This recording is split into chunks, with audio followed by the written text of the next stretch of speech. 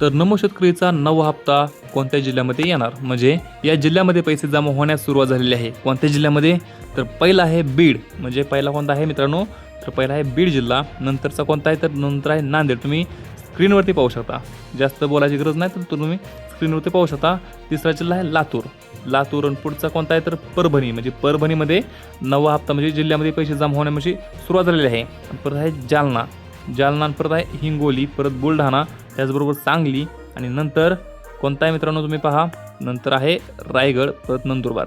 जर तुम्ही या जिल्ह्यामध्ये असाल तर लगेचच म्हणजे लगेच तुमचं खातं तपासा, तुम्हाला पैसे येण्यास सुरुवात झालेली असेल, म्हणजे आहेच.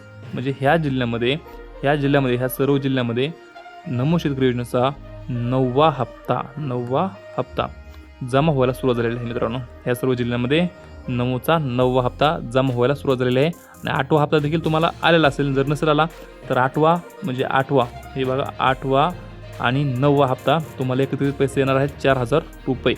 एकत्रित तुम्हाला एकूण 4,000 रुपये जमा होतील जर तुमचे 2 हप्ते रखलेले असतील तर.